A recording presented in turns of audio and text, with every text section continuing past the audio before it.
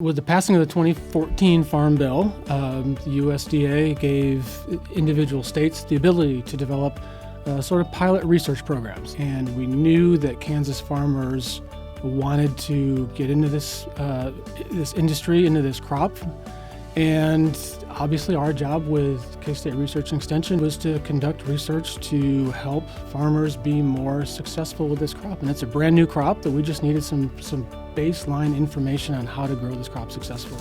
I would consider hemp for fiber and grain and hemp for CBD to be almost completely different crops. You can't even think about them as being similar. They're different varieties, the production system is different, the harvest is, everything about them is different.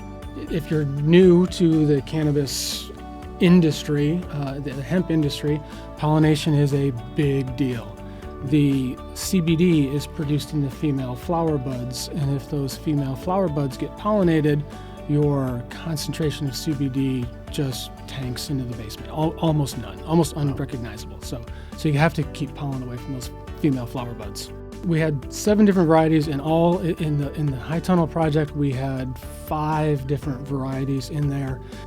So simply from a management standpoint, we found a couple of varieties that we kind of like and a couple of varieties that we don't really like that well. For this project, we had 14 different dual-purpose varieties, and dual-purpose is hemp that is harvested for grain and fiber.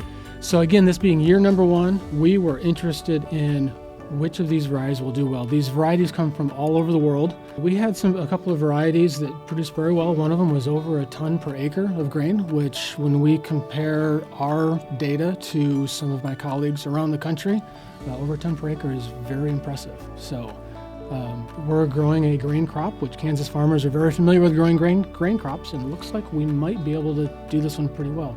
The fiber side was fun. Those plants got to about 12 feet tall.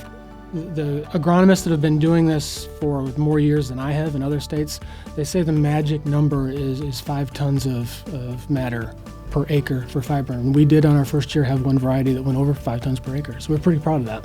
Where from here? We're gonna probably head down a similar path next year. There are lots of varieties that we haven't tried, and it's hard to base recommendations on 1 year's evaluation. So I'm really anxious to see what these varieties will do under a normal year. And we're interested in following up with some fertility work. And we saw some interesting things that kind of, research 1 year kind of leads you to research the next year. It generates more ideas.